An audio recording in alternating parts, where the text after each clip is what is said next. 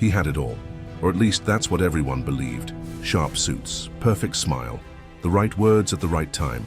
He was the guy people admired, the one who always seemed to have it together, confident, successful, unshakable.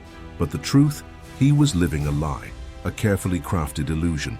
Every day he put on the mask, the one that said, "I'm fine," the one that hid the chaos behind his eyes.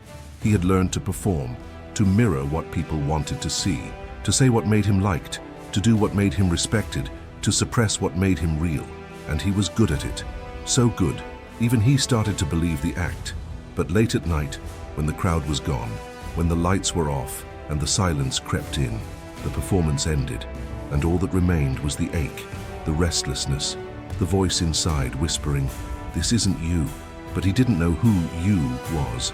He had worn the mask for so long, he forgot what his real face even looked like. Still, he kept smiling, kept posting, kept pretending, because to take off the mask would mean facing what was underneath, and he wasn't ready for that, not yet. It started in small, quiet ways, the things no one really noticed, like how he avoided mirrors, or how he stopped enjoying the things he once loved, or how he needed noise, constant noise, just to avoid being alone with his thoughts. He kept performing, kept winning, but it felt hollow. At networking events, he shook hands with fake confidence. At dinner with friends, he laughed too loud to fill the silence inside. And at night, lying in bed, he stared at the ceiling with a question he couldn't shake. Why does it all feel so fake? He tried to fix it the way the world teaches. Work harder, buy more, stay busy, numb the feeling. So he worked more hours, filled his schedule to the brim, upgraded everything, car, apartment, wardrobe, and yet the emptiness only grew.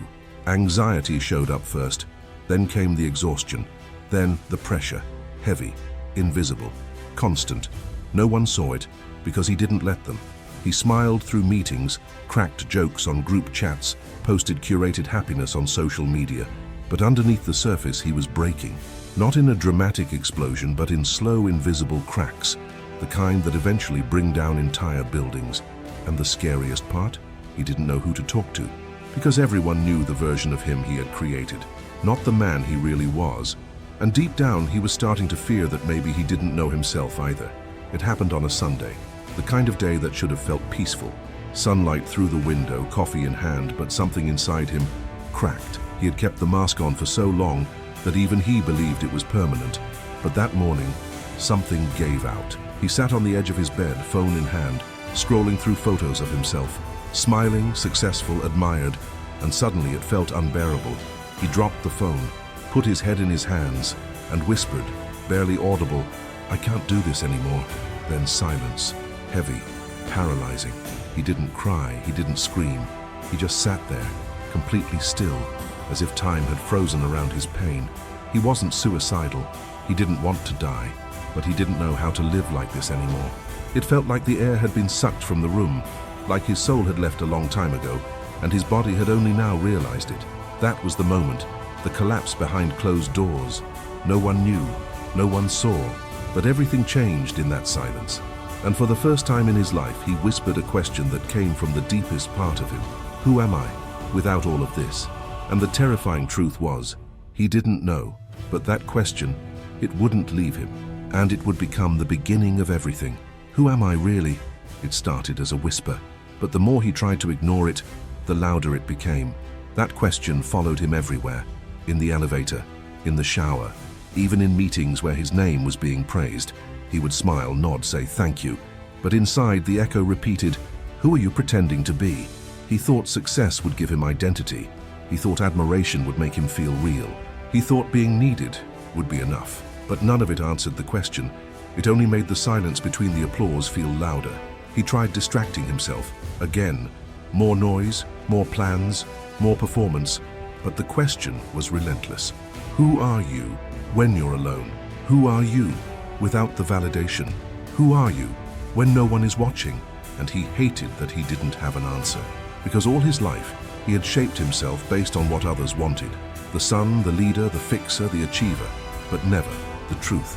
So one night, he did something he hadn't done in years. He sat in complete silence. No music, no screen, no pretending, just him and the question. And in that stillness, he didn't find an answer, but he found something else. The realization that he had been running from his truth, running from his wounds, running from himself. And now, it was time to stop, not to crash, but to finally confront who he was meant to be. He stood in front of the mirror, not to fix his tie, not to style his hair, not to practice a smile, but to look, really look, at the man behind the performance. For a moment he almost looked away, because what he saw staring back wasn't impressive, wasn't confident, wasn't proud. He saw tired eyes, a tense jaw, a soul that looked like it had been holding its breath for years. And then, something broke. He whispered out loud, "I don't even know who you are." The man in the mirror didn't respond, but he didn't need to, because for the first time in his life, he wasn't running, he wasn't avoiding, he wasn't pretending. He was confronting the truth, the painful, raw, sacred truth, that he had built a life on expectations, that he had molded himself to be admired, but never to be real, that he had become exactly who the world wanted, and lost who God created. And in that moment, he didn't feel shame. He felt relief, because now he could begin again, not as someone else, but as himself, the version he buried, the version that was honest, the version that was whole, even with the broken pieces. He touched the mirror as if acknowledging the man behind the mask, and whispered, "Let's find out who you really are." He didn't change overnight. There was no dramatic transformation, no perfect morning where everything finally made sense. But there was movement, there was silence, there was surrender. He started small, less noise, less distraction, less pretending. He stopped running from his pain and started asking where it came from. He revisited the moments he had buried, the childhood wounds, the silent rejections, the fear of never being enough.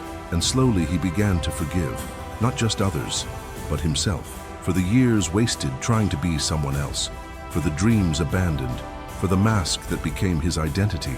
He found a journal and started writing, not for anyone to read, just to pour the truth out of his system.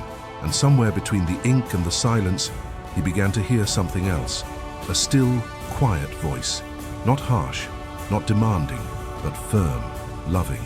It spoke when he prayed. It whispered when he sat in stillness. "You were never meant to be what they expected. You were meant to be what I designed." That voice didn't shame him. It called him back to himself, back to truth, back to purpose.